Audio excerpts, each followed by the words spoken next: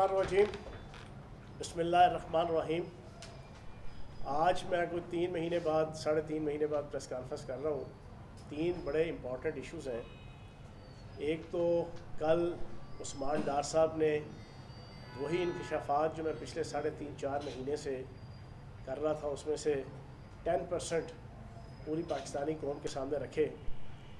एक तो उस हवाले से मैं कुछ गुफ्तगू रखूँगा।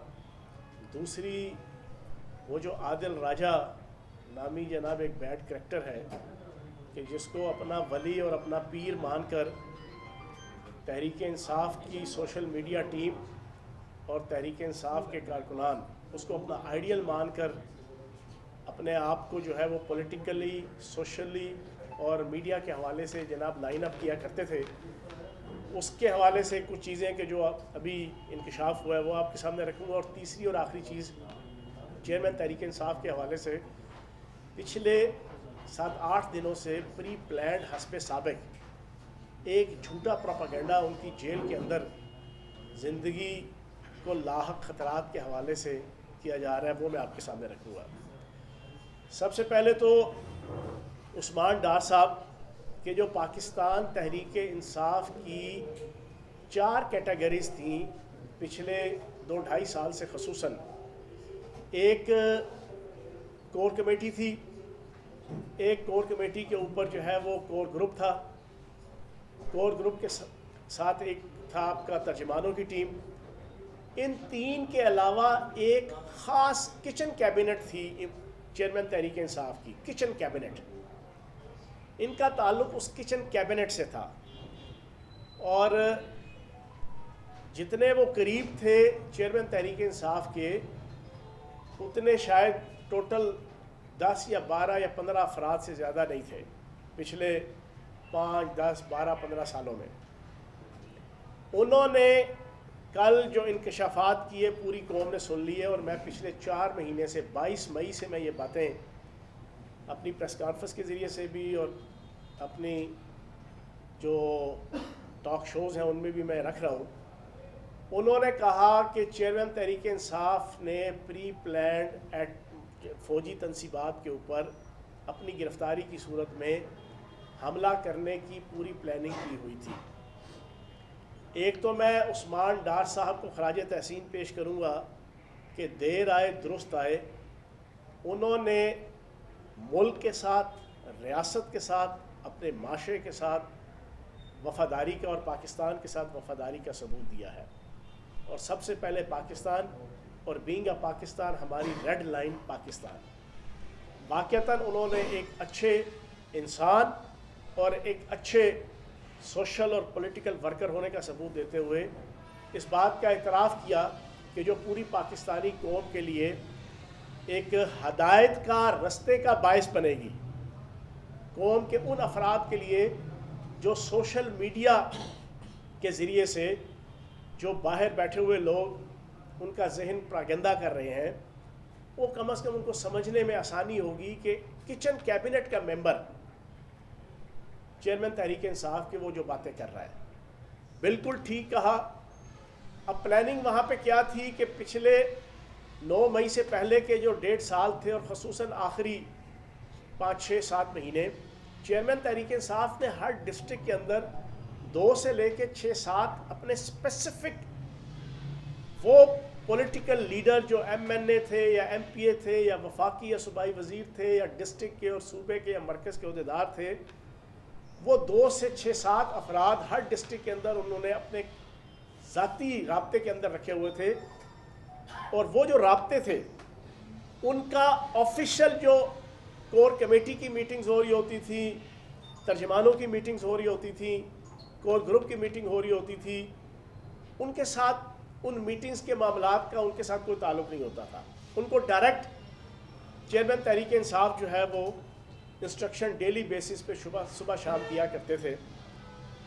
तो सियालकोट के हवाले से उस्मान डार साहब और उनकी फ़ैमिली और ख़ुसूसन उस्मान डार साहब वाहिद बंदे थे कि जो उस पूरी चेयरमैन तहरीक इंसाफ के राब्ते में थे और उनको जो ख़ास इंस्ट्रक्शन मिलती थी। अब चीज़ें सारी खुल के सामने आ गई कि किस तरीके से चेयरमैन तहरीक इंसाफ ने अपनी गिरफ्तारी की सूरत में फ्यूचर का प्लान पाक फ़ौज के ख़िलाफ़, ISI के ख़िलाफ़, अदालतों और अदारों के ख़िलाफ़ नफ़रत पैदा करने के लिए अपने वर्कर्स की ज़हनी आबियारी की मुसलसल, अपने आप को रेड लाइन करार देकर, जो उस्मान डार साहब ने भी कल आपके सामने रख दी, जो फयाजुल हसन चौहान पिछले 4 महीने से सुबह दोपहर शाम आपके सामने रख रहा था, अब उनकी किचन कैबिनेट के बंदे ने भी जो है उसकी गवाही दे दी। मैं उस्मान डार साहब से एक सवाल पूछूंगा, मुझे उम्मीद है कि उस्मान डार साहब इसकी भी इंडोर्समेंट करेंगे। 9 तारीख को वक़ुआ हुआ, बदनामे ज़माना, पूरे पाकिस्तान के अंदर सैकड़ों वक़ुए हुए। 12 तारीख को चेयरमैन तहरीक इंसाफ रिहा हुए। 14 तारीख को पहली तर्जमानों की जो मीटिंग थी, उस मीटिंग के अंदर टोटल 14 या 15 अफराद शरीक थे, जिसमें मैं भी था और उस्मान डार साहब भी थे। आज मैं उस्मान डार साहब से गुजारिश करूंगा कि किसी टॉक शो के अंदर ये लाजमी इस चीज़ की कम से कम गवाही दें, जो मैं कम से कम कई बार दे चुका हूँ, कि चेयरमैन तहरीक इंसाफ रिहा होने के बाद 12 तारीख को जब 14 मई शाम 6:30 बजे जूम मीटिंग स्टार्ट हुई, तो चेयरमैन तहरीक इंसाफ ने पहला फ़िक्रा बैठते ही ये कहा कि आप सारों में से किसी ने 9 मई के वाक़यात की मज़म्मत नहीं करनी, आप सारों में से किसी ने डिफेंसिव एटीट्यूड नहीं रखना, आप सारों में से किसी ने मुफाहिमाना रवैया नहीं रखना। पहली चीज़, मुझे इंशाअल्लाह उम्मीद है कि उस्मान डार साहब अगली किसी भी मीडिया एक्टिविटी के अंदर इस बात को एंडोर्स करेंगे कि क्या ये बात हुई कि नहीं हुई। दूसरी चीज़, चेयरमैन तहरीक इंसाफ ने कहा कि आप सब की इतला के लिए अर्ज़ है कि 9 मई के वाक़यात ने भुट्टो वालों को हिला के रख दिया है, फ़ौज को हिला के रख दिया है, और बस 5 से 6 दिन रह गए हैं इस मुल्क में तब्दीली और इनकलाब आने में। बस आपने 5 से 6 दिन डटे रहना है। उसके ऊपर सबसे पहले फ़ारूक हबीब बोला, कुर्बान जाऊँ मक्के मदीने, वो जो है ना स्टाइल, उन्होंने कहा बिल्कुल चेयरमैन साहब आपकी बात 100% ठीक है, भुट्टो वाले और फौजियों की जान निकल गई है जहाँ 9 मई के वाक़यात से, और अब बिल्कुल तख्ता उलटने लगा है, पलटने लगा है। 5 से 7 दिन नहीं है, आपने बिल्कुल ठीक कहा। ये चीज़ भी कितनी अलार्मिंग थी कि हादसे से बड़ा सानहा ये हुआ, लोग ठहरे नहीं हादसा देखकर। एक अच्छा इंसान गलती करे, इंटेंशनली करे, नॉन इंटेंशनली करे, इंडिविजुअल करे या कोई कलेक्टिव सिन, गुनाह, गलती, जुर्म, ब्लंडर करे, अच्छे इंसान की ये निशानी होती है कि वो बैकआउट करता है, वो थोड़ा सा तजिया करके दाएं बाएं के वाक़यात, हालात, क्राइम, नज़ायर और सर्कमस्टेंसेस, उनका तजिया करने के बाद वो बैकआउट करता है कि यार ये चीज़ मेरे से गलत हो गई, मुल्क के लिए, कौम के लिए, माशरे के लिए, सोसाइटी के लिए। लेकिन जिस ढड़ाई के साथ चेयरमैन तहरीक इंसाफ ने पहला ये कहा कि किसी ने कोई मुफाहिमाना एटीट्यूड और माफ़ी नहीं करनी मीडिया के अंदर आके, दूसरा कि बस 5 से 7 दिन रह गए हैं, मुल्क में इनकलाब आ रहा है, भुट्टो वालों की और फौज के ख़िलाफ़ दोबारा से फिर एक नफ़रत 12 मई को रिहा होने के बाद। तीसरी चीज़, उस्मान डार साहब, मुझे उम्मीद है कि वो इस चीज़ को भी इंडोर्स करेंगे, और ये मेरा उनसे सवाल भी है, और इंशाअल्लाह वो एक मुहब्ब वतन पाकिस्तानी है।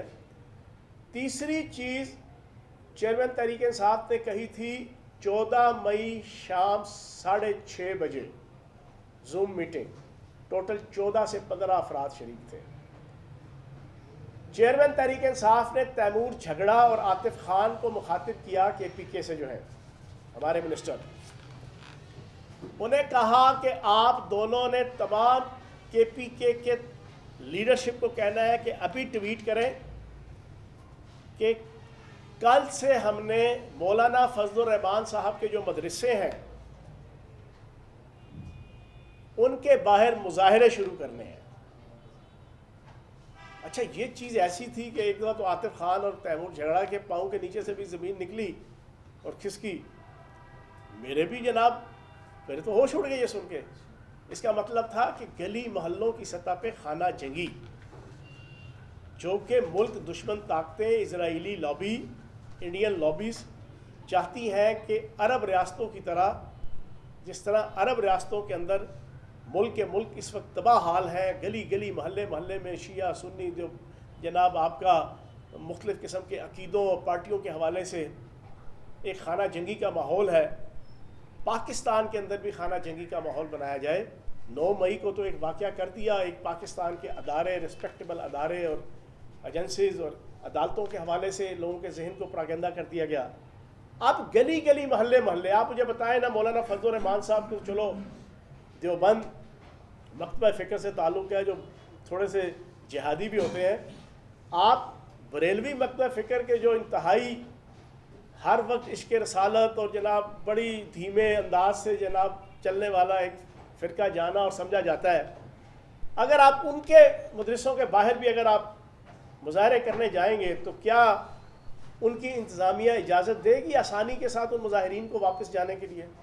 आप किसी के घर पे चले जाएं, दुनिया के, पाकिस्तान के नहीं, दुनिया के किसी भी सिंपल सादा बिल्कुल बुज़दिल डरपोक, बिल्कुल अमन पसंद पीसफुल एटीट्यूड रखने वाले किसी फ़र्द के घर, किसी गरीब से गरीब फ़र्द के घर, किसी की झोंपड़ी के सामने भी आप जाके उसको गाली गलौज, उसको माँ बहन की गालियाँ या उसको कोई उसके साथ टकराव की पॉलिसी उसकी झोंपड़ी के सामने जाके करेंगे, तो आप मुझे पाकिस्तान की आवाम से मेरी गुजारिश है, आप बताएं उसका एटीट्यूड, उसका रवैया, उसका रिबटल, उसका रिपरकशंस, उसका आफ्टर फैक्ट उस फ़र्द की तरफ से कि जिसके प्रेमिसेस में जाके, जिसकी हदूदरबे में जाके आप ये करेंगे, वो क्या होगा?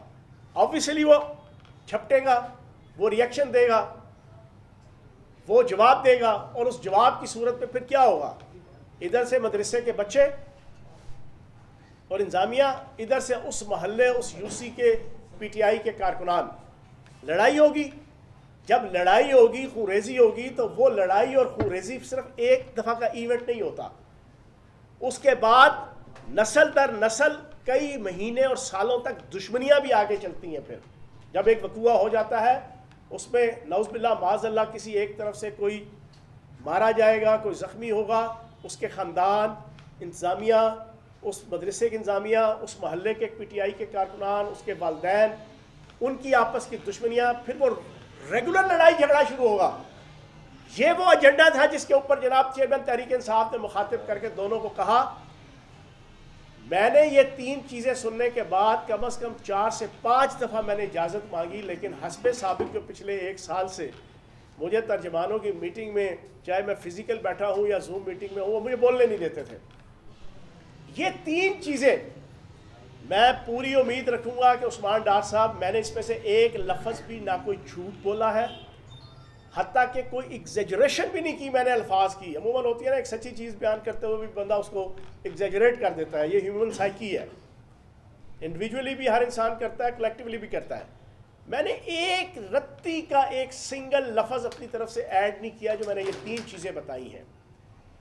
मैं ये समझता हूँ कि उस्मान डार साहब के बाद अभी एक लंबी लिस्ट आ रही है, अभी वो कायदीन आएंगे जो पब्लिक के सामने आके बताएंगे कि इस मुल्क के साथ क्या खिलवाड़ हुआ, इस मुल्क की सर्वाइवल के साथ क्या क्या खिलवाड़ होता रहा। तो मैं उस्मान डार साहब को खराज तहसीन पेश करूँगा, और मुझे उम्मीद है कि वो बाकी चीज़ें भी आहिस्ता आहिस्ता पब्लिक के सामने रखेंगे, क्योंकि हमारे पे तो पाबंदी थी 9 मई से पहले का जो 1 साल था कि मैं तो प्रो आर्मी और आर्मी का एजेंट हूँ। मेरे मुतल्लिक तो ये जो मेरे एंटी वहाँ पर पीटीआई के अंदर लोग होते थे, जो शरीका था मेरा, वो तो मेरे ट्वीट और मेरे फेसबुक की पोस्ट जो हर महीने में किया करता था, खुसूसन करता था अप्रैल 2022 से लेके मई 2023 तक, मैंने हर महीने 2, 3, 4 कोई ब्रिगेडियर शहीद हो, कोई जनरल सरफराज शहीद हो, ब्रिगेडियर नाइक शहीद हो, कोई लांस नाइक शहीद हो, कोई सिपाही शहीद हो, कोई एक्टिविटी हो, और फिर आप सारे दोस्त मीडिया के अंदर जब सवाल पूछते थे तो मैं जान के इलेबोरेट करके बताता था कि पीटीआई का कोई झगड़ा ना पाक फौज के साथ है, ना आईएसआई के साथ है, हमारा झगड़ा जनाब पीडीएम की हुकूमत के साथ है, और एक सियासी हमारी स्ट्रगल है और सियासी हमारी दौड़ है। मैं जान के करता था, और मेरी उन क्लिप्स को और उन ट्वीट्स को और उन फेसबुक की पोस्ट को और इंस्टा की वो जाके चेयरमैन तहरीक इंसाफ को बताया जाता था, दिखलाया जाता था कि देखो जी असी किहड़े पासे लगे हुए हैं तो एक किहड़े पासे लगा है, हम किस साइड पे जनाब, हम भूटो वालों के ख़िलाफ़ और फ़ौज के ख़िलाफ़ लोगों की जहनी आबियारी कर रहे हैं, और ये जनाब उनसे प्यार मोहब्बत की पींगे और पब्लिक को क्या दर्ज दे रहे हैं। लेकिन डार साहब तो उस पूरी किचन कैबिनेट के अंदर शरीक होते थे और बिल्कुल ठीक बातें कल उन्होंने बताई। स्पेसिफिकली तमाम की तमाम जो कम से कम 25-30 ऐसी जो नामी ग्रामी आर्मी की जनाब तनसीबात और इंस्टॉलेशंस और प्रेमिसेस थे, उन तक अटैक की प्रॉपर पॉलिसी अपने स्पेसिफिक हर डिस्ट्रिक्ट के अंदर MNA MPS अहदेदारों के ज़रिए से तयशुदा पॉलिसी के तहत जो सारी चीज़ें हुई। दूसरी चीज़ और दूसरा टॉपिक, आदिल राजा और इस तर्ज के जो है वो बाकी आपके जो वीलॉगर्स, मोहित पीरज़ादा, वजाहत ऐसे खान, शाहीन सभाई, ये चेयरमैन तहरीक इंसाफ के सियासी और सहाफ़ती वली थे, और उनकी शय के ऊपर चेयरमैन तहरीक इंसाफ की पूरा PTI का वर्कर, वोटर, सपोर्टर और अहदेदार इनको वलियों की तरह पूछता था। मैं भी 600-700-800 ग्रुपों के अंदर था। इस आदिल राजा को जो ना अल्लाह का नौज़-बिल्लाह माज़-अल्लाह गौस, कुतुब, कलंदर और वली के तौर पे चेयरमैन तहरीक इंसाफ भी जरा प्रेजेंट करते थे, कोट करते थे, मीटिंग्स के अंदर भी, गुफ्तगू के अंदर भी। जब तक वो मुकम्मल नंगा नहीं हुआ था ना अपनी गलीज़ हरकतों की वजह से, आज से 5-6-7-8 माह तक, उस वक्त तक तो बाकायदा नाम लेके जलसों के अंदर भी, मीटिंग्स के अंदर भी, व्हाट्सएप ग्रुप के अंदर भी उसकी ट्वीट्स को, उसकी पोस्ट को, उसकी गुफ्तगू को, जो इंतहाई नंगी, गंदी और गलीज़ होती थी, पाक फ़ौज के अफसरान के हवाले से, पाक फ़ौज के हवाले से, मुल्क के अदालती सिस्टम के हवाले से, मुल्क की जुडिशरी और अदलिया के जजेस के हवाले से, ये प्रॉपर PTI की सोशल मीडिया टीम और PTI के चेयरमैन उसको जिस अंदाज से पेश करते थे, आप यकीन जाने ऐन चौराहे पे हंडिया फूटी है। हमें तो उस वक्त भी पता था कि पीछे इंडियन रॉ और इजरायली मोसाद है जो इनको इस्तेमाल कर रही है पाकिस्तान को डिस्टेबलाइज और तबाह करने के लिए। हमें तो पहले भी पता था कि पाक फ़ौज और ISI के ख़िलाफ़ जितनी नफ़रत पैदा की जा रही है, ये आलमी ताकतों का एजेंडा है कि पाकिस्तान जो एटमी ताकत है, मिसाइल टेक्नोलॉजी रखती है, स्मॉल टैक्टिकल बॉम्ब्स रखती है, दुनिया की टॉप 10 बल्कि टॉप 5 जो ऑर्गेनाइज्ड और मुस्तहकम फ़ौज हैं उनमें से एक फ़ौज रखती है। इसको हम उस वक्त तक शिकस्त नहीं दे सकते जब तक आवाम और फ़ौज के ख़िलाफ़ एक खलीज पैदा ना की जाए। हमें तो उस वक्त भी पता था कि ये सारी की सारी चीज़ें आहिस्ता आहिस्ता क्यों आगे जा रही है, और हम अंदर समझाते रहे पार्टी के अंदर। लेकिन इस आदिल राजा को ग्लोरीफाई करके पेश किया जाता था, चेयरमैन तहरीक इंसाफ से लेके और उनकी सोशल मीडिया टीम। और एंड पे क्या निकला? 53 कॉलें हैं इंडियन रॉ के एजेंट के साथ, 53 कॉलें आदिल राजा की, 53 कॉलें।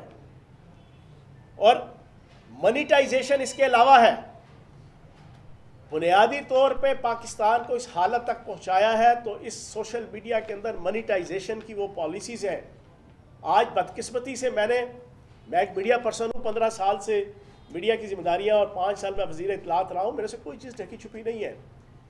प्री प्लान्ड पिछले 5 सालों में पाकिस्तान के अंदर मनीटाइजेशन का कंसेप्ट लॉन्च किया गया, और मैं हैरान हूँ ऐसा ऐसा बंदा कि जिसने ज़िंदगी में कलम नहीं उठाया, आज वो अपने आप को सहाफ़ी बना के यूट्यूबर और वीलॉगर बना हुआ है।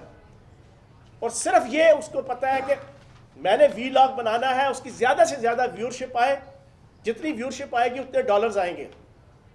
उससे इससे कोई गर्ज नहीं है कि मैं जो बात कह रहा हूँ उससे मुल्क और कौम और माशरा और सोसाइटी और पाकिस्तान की बका कितनी दाव पे लगी हुई है। उसको सिर्फ इससे है कि 20 के, 40 के, 200 के, 1 मिलियन, 2 मिलियन व्यूअरशिप आए, ताकि मेरे पास पैसा आए, मनी आए, टका आए, डॉलर आए। अपना सब कुछ बनता, भाड़ में जाए जनता। अपना सब कुछ बनता, नौज़बिल्लाह माज़अल्लाह, भाड़ में जाए। पाकिस्तान के क्या हालात बनते हैं, क्या नहीं बनते, मेरे इस वीलॉग की वजह से मेरी इन बकवासात की वजह से, मेरी इन, आप कहें जी मैं तो सहाफ़ी हूँ जी, मैं तो बड़ा सच्चा खरा आदमी हूँ जी, मैं तो व्लॉगर हूँ, तो सच्ची खरी बातें कभी घर की भी करते हैं। माँ बहन बेटी बीवी की जो है ना बहुत सी बातें होती हैं, आप जाके चौकों और चौराहों में करते हैं। ख़ानदान के अंदर जाके जो है ना शरीकों में बैठ के या अपनों में बैठ के अपने घर की जो है वो माँ बहन बेटी की बातों को जनाब आप लेके आते हैं? नहीं, आप छुपाते हैं। अगर खुदा न खास्ता कोई नेगेटिविटी हो भी, रियासत एक माँ है, सोनी धरती एक माँ है, आप रियासत को डुबोने के लिए, लेकिन सिर्फ इस वजह से कि यार लोगों का ट्रेंड चल पड़ा है कि आपने ये वाली चीज़ सुननी है तो चलो यही सुनाओ। दिल आपका कहता भी है कि ये गलत है, लेकिन डॉलर आ रहे हैं, मोनेटाइजेशन आ रही है।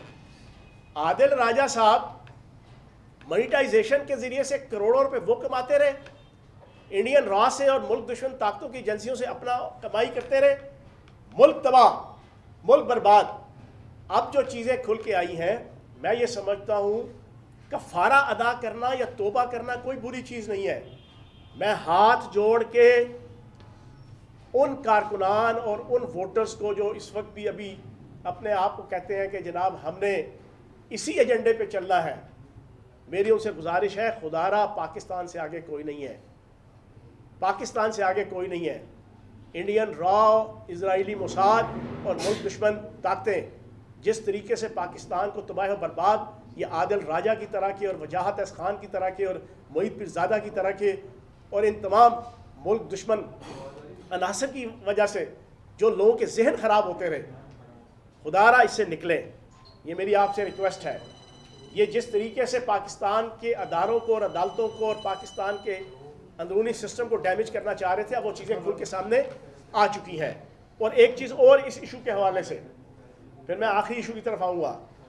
आप मुझे ये बताएं, 1.5 साल तक चेयरमैन तहरीक इंसाफ ये कहते रहे कि मुझे कोई गिरफ्तार ना करे, मैं रेड लाइन हूँ।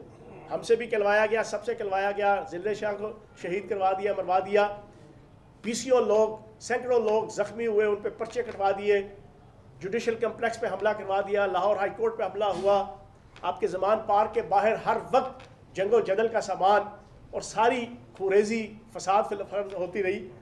आप मुझे बताएं, मैं बींगा पाकिस्तानी और बींगा मुस्लिम पूरी पाकिस्तानी कौम से पूछूंगा, क्या तारीख़ इस्लाम में अहले बैत की अगर आप हिस्ट्री पढ़ें, आप यकीन जाने, हम तो सिर्फ एक करबला का वाक़या पढ़ते हैं ना, आप ज़रा करबला के वाक़े के बाद के अगले 100-150 साल अगर आप स्टडी करें तो क्या बनु उमैया और बनु अब्बास ने अहले बैत और सहाबा इकराम के ऊपर कौन कौन सा जुल्म नहीं किया, ताबीन और तबा ताबीन के ऊपर? उनमें से PCO है, सैकड़ों है जिन्होंने जेलें काटी, जिन्हें रियासत ने जबर और जुल्म के साथ जनाब जेलों में बंद किया। मैं पूछूंगा, हज़रत इमाम अबू हनीफा, हज़रत इमाम अहमद बिन हम्बल, हज़रत इमाम शाफी, हज़रत इमाम मालिक और हज़रत इमाम तीमिया, आप इन 5 औलिया की और फुकहा की आप हिस्ट्री उठा के देखें, एक दफ़ा नहीं कई दफ़ा बनु उमैया और बनु अब्बास ने इनके ऊपर जुल्म और जबर करके भरे दरबारों में जलीलो खार करके इनको जेलों में बंद किया। और ये इतने अल्लाह के वली थे और फ़कीह थे, और उस वक्त उम्मत मुस्लिमा उनसे इतनी मोहब्बत करती थी कि अगर वो सिंपल एक फ़िक्रा कह देते ना, ऐलान कर देते कि हम रेड लाइन है, मुझे गिरफ्तार करने लगे हैं ये बनु उमैया और बनु अब्बास की सरकार और मशीनरी, पूरी उम्मत मुस्लिमा बाहर आ जाए मुझे बचाने के लिए, तो खुदा की कसम वहाँ पर इक़्तिदार संभालने मुश्किल हो जाते। लेकिन वो कानून पसंद थे, वो आइन पसंद थे, वो इस्लाम की सोच और थीम को समझते थे कि अगर गलत भी आपके ऊपर पर्चा हुआ है, आपके ऊपर जुल्म भी हो रहा है, एक एथिकली एक प्रोसेस के तरीके से आप अपने आप को जनाब आपने क्लियर करवाना है। आपने जुल्म जबर के मुकाबले में फसाद फिल अर्ज का माहौल नहीं पैदा करना, क्योंकि इस्लाम के अंदर है कि फसाद कत्ल से भी बदतर है, कुफर से भी बदतर है। यह नबी पाक सल्लल्लाहु अलैहि वसल्लम की हदीस है, फसाद फिल अर्ज कुफर से भी बदतर है। तीसरी दफ़ा दोहरा दूँ, फसाद फिल अर्ज कुफर से भी बदतर है।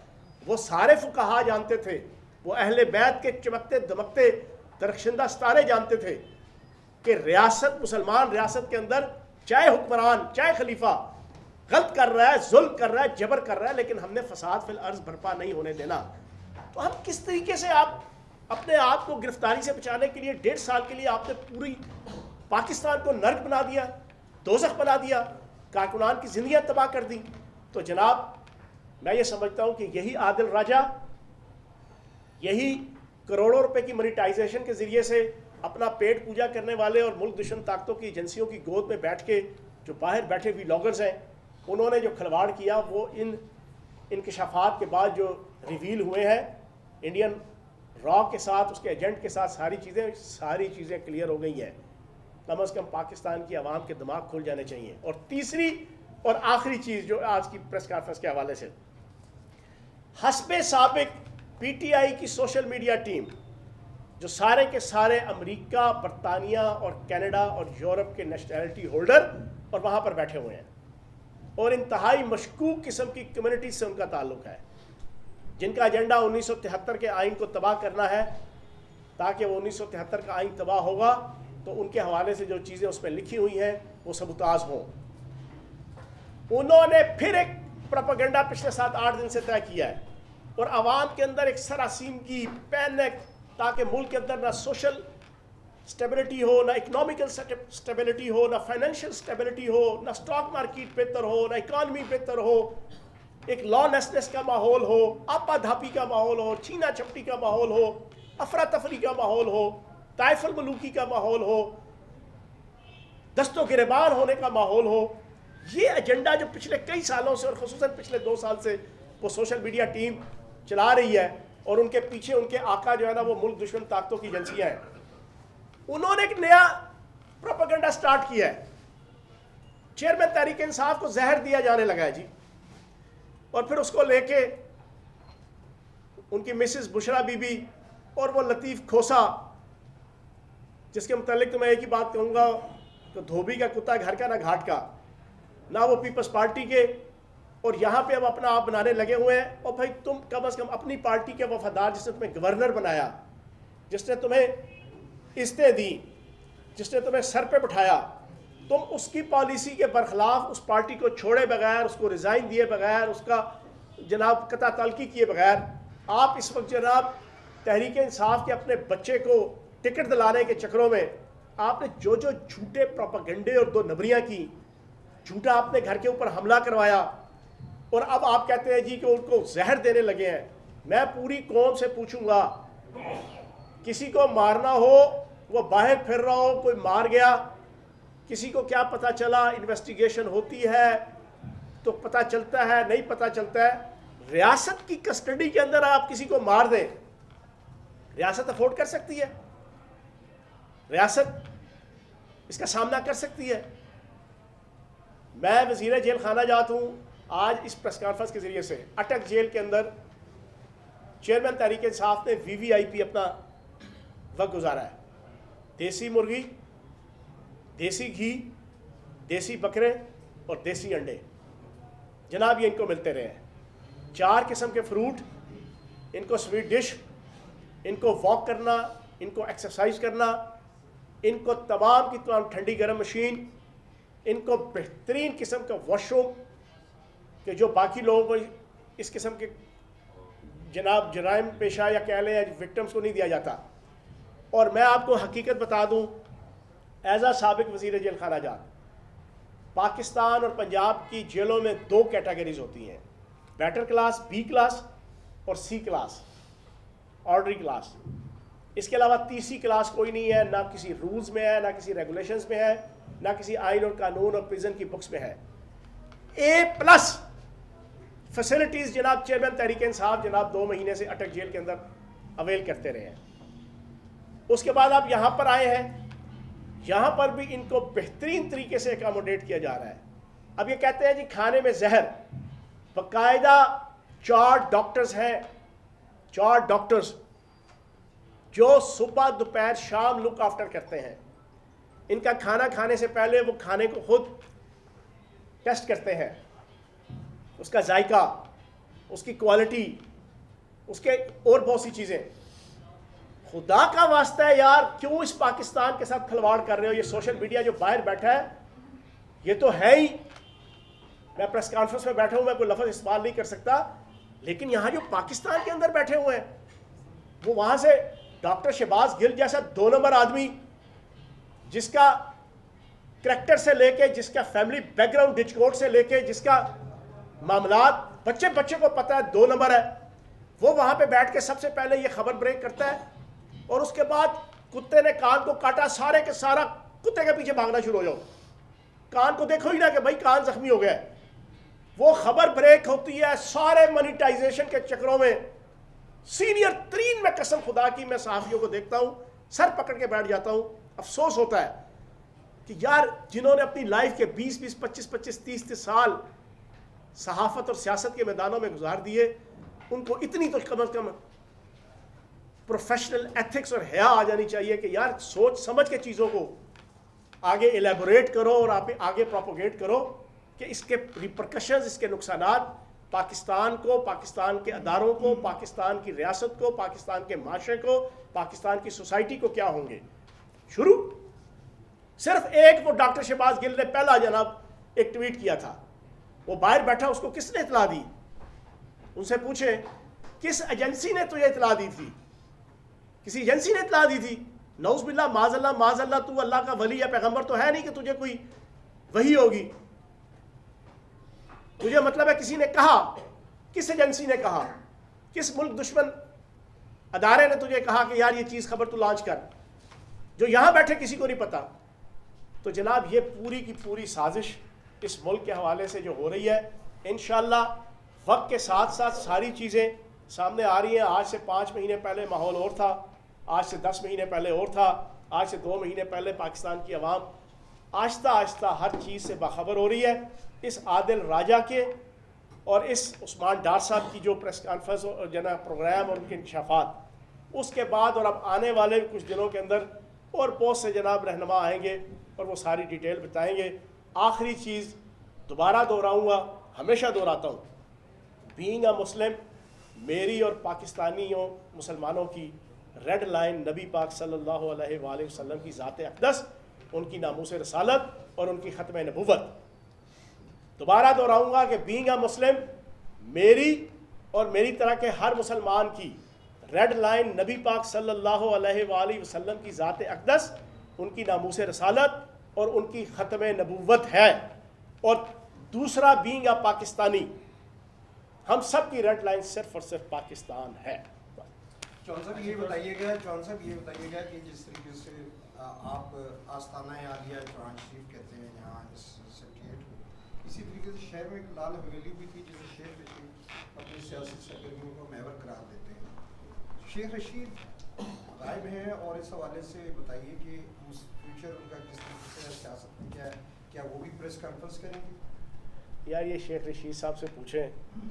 शेख रशीद साहब जितने करीब थे चेयरमैन तहरीक इंसाफ के, अगर वो समझदार होते तो सारी ज़िंदगी जनाब वो अदारे के सर सदके जनाब उन्होंने सियासत की है।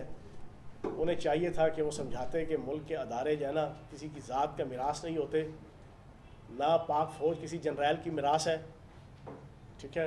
पाक फ़ौज मेरा और आपका अदारा है और हम सब के बहन भाई वालिद रिश्तेदार अज़ीज़ सारे उसके अंदर जनाब होते हैं। और वो ना भी हो, वो अदारा एक ऐसा है कि पाकिस्तान जैसा मुल्क के जो चारों तरफ से एक डिफेंसिव कंट्री के तौर पे जाना जाता है, चारों तरफ से उसकी सरहदें गैर महफूज हैं, लोगों ने उसके ख़िलाफ़ साजिशें की हुई हैं। ऐसे मुल्क के अंदर अगर आप फ़ौज के ख़िलाफ़ आप नेगेटिव किस्म का प्रोपेगेंडा, चाहे वो मीठे अंदाज में करें या वो खट्टे अंदाज में करें या कड़वे अंदाज से करें, वो मुल्क के लिए नुकसानदेह है। ये शेख रशीद साहब को समझना चाहिए था, लेकिन शेख रशीद साहब ने नहीं समझा। उन्होंने जल्दी पे तेल हर वक्त लगाई रखा, जलसे जुलूसों में भी, तकरीरों में भी। तो अब अगर वो छुपे रहे और छुपने के बाद अब गिरफ्तार हो गए हैं, तो ये अब उनका फ़ैसला है। अगर तो कोई कफ़ारा अदा कर देंगे, जैसे मैंने अपने इस प्रेस कॉन्फ्रेंस में भी कहा, अच्छा इंसान सीखता है और गलती के ऊपर बैकआउट करता है, तो करेंगे तो बहुत अच्छी बात है। वो जो फहरिस्त है, आपने कहा कि इमरान खान को अटक में भी जो डेट किया गया वो 1 लाख मामले में हुई। इसके अलावा जो उनके वकला हैं जो उनसे मुलाकात करके आते हैं, उन्हें ये कहा जा रहा है कि अडयाला जेल में भी उन्हें 10 बाई 10 का एक सेल दिया गया और वॉक के लिए 10 फीट के ज़्यादा कॉरिडोर वहाँ पर दस्तियाब नहीं है। और अब तो इस तरह की कुछ समीर मेम साहब ने ट्वीट किया है कि 3 कदम आप आगे चल सकते हैं, इससे ज़्यादा उनके जो कमरा है वो दिया नहीं किया। आपने अभी कहा कि शहबाज गिल ने ट्वीट किया, उसके पास इन्फॉर्मेशन कहाँ से आए, किस एजेंसी ने दी? आप चूँकि वज़ीर जेल खाना जात रहे हैं, अब तो नहीं है, आपको ये सारी इतलात कैसे मिली कि उन्हें वहाँ पर देसी घी से या मटन खिलाया जा रहा था और यहाँ पर सिगरेट किया जा रहा है, जबकि उनके बुखला जब उनसे मुलाकात करके आते हैं तो उन्हें ये कहा जा रहा है कि अटक जेल से भी बदतर हाथ में यहाँ तक पेश। आपके सवाल के अंदर ही जवाब है। आपने कहा आपको कहाँ से पता चली, साथ ही आपने कहा आप वज़ीर जेल खाना जात रहे हैं। और भाई मैं वज़ीर जेल खाना जात रहा हूँ, 28,000 मुलाजिम और अफसरान हैं। अल्लाह पाक का करम है, नबी पाक के सदक़े पीरों की तरह मुझे पूछते हैं, क्योंकि मैंने जो 1.25 साल उनकी खिदमत की है, 76 साल किसी सूबाई वज़ीर जेल खाना जात ने उनकी प्रैक्टिकल वो खिदमत नहीं की। मुझे तो इन्फॉर्मेशन मिल जाती है।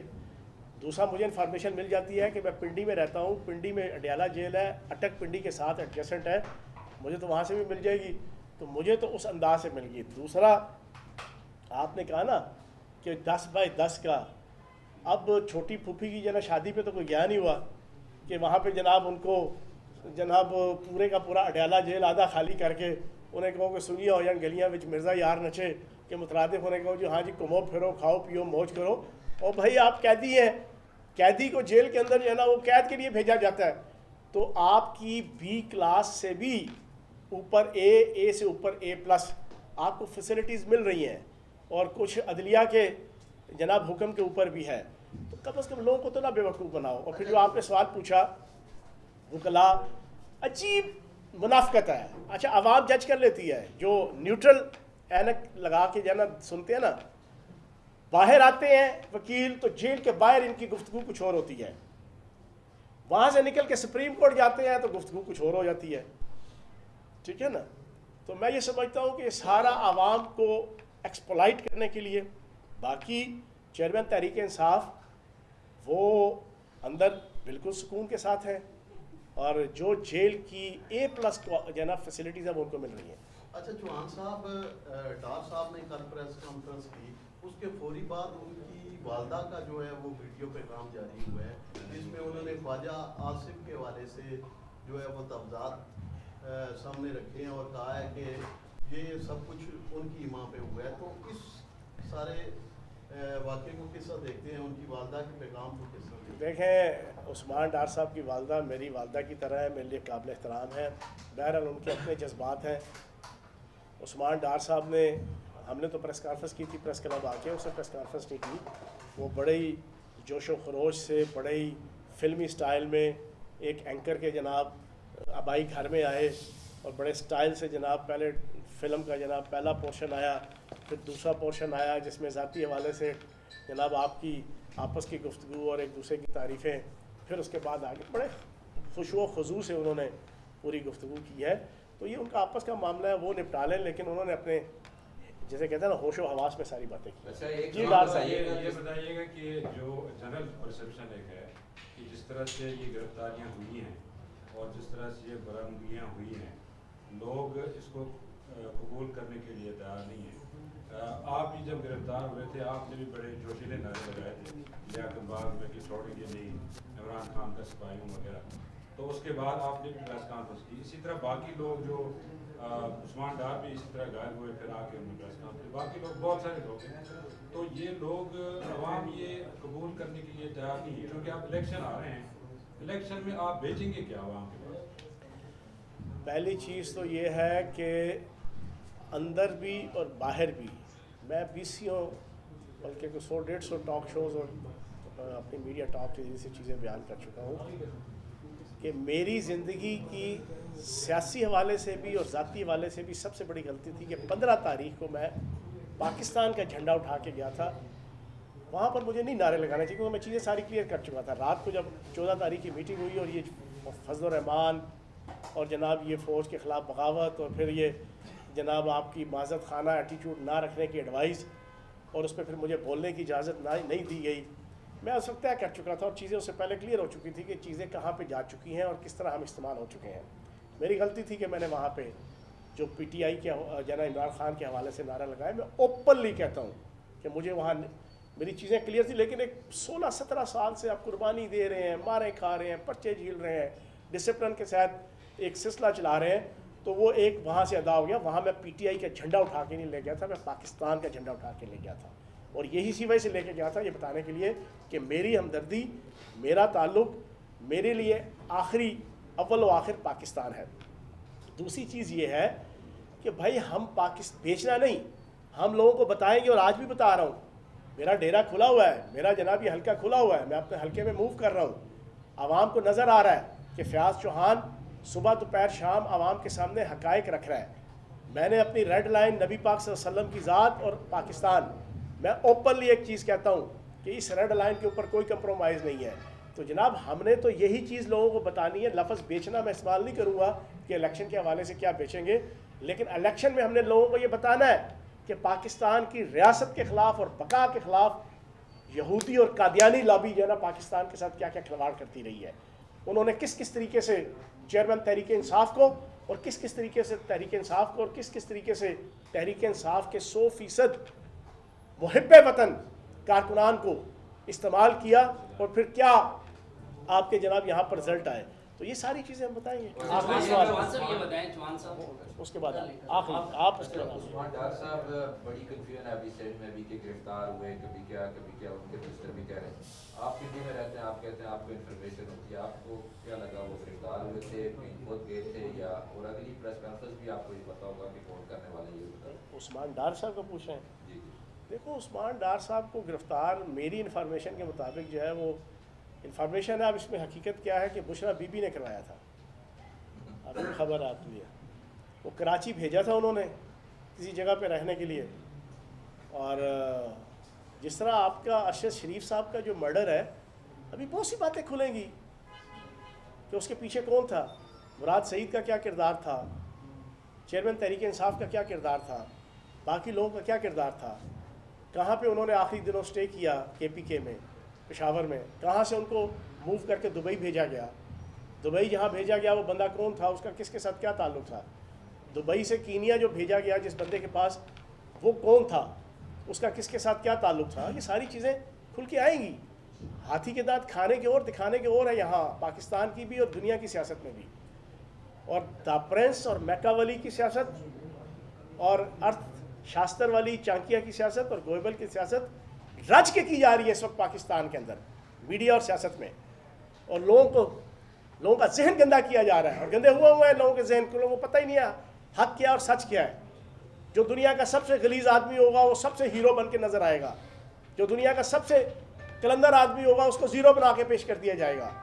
और ये वैसे भी नबी पाक सल्लल्लाहु अलैहि वसल्लम की क़यामत की निशानियों में से है कि दज्जाली निज़ाम आएगा, वो जिसको चाहेगा हीरो बना देगा, जिसको चाहेगा ज़ीरो बना देगा।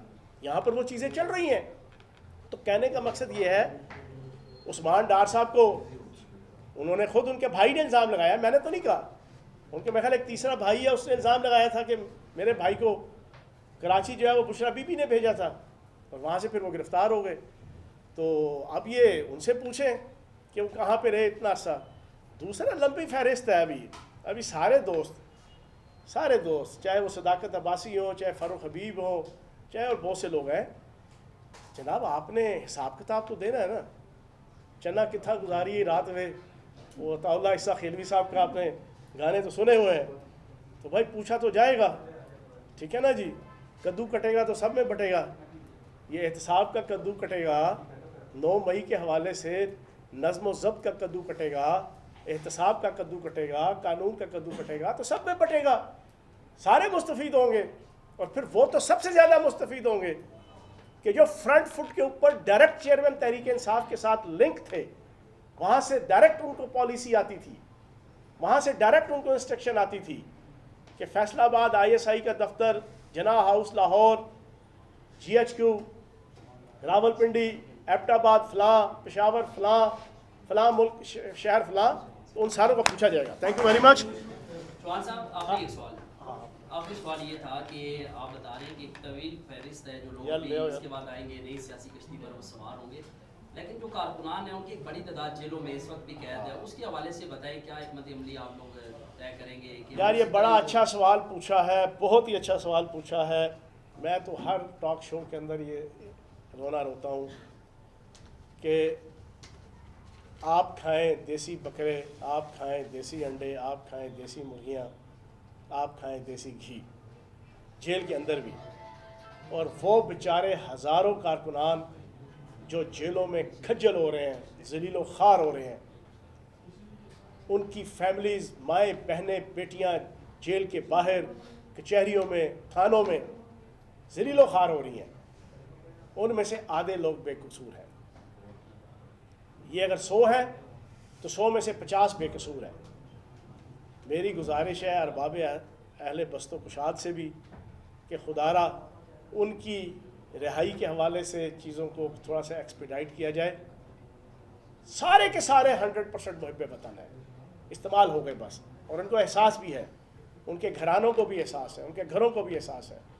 तो जो बेगुनाह है उनको रिलीफ मिलना चाहिए। Thank you very much.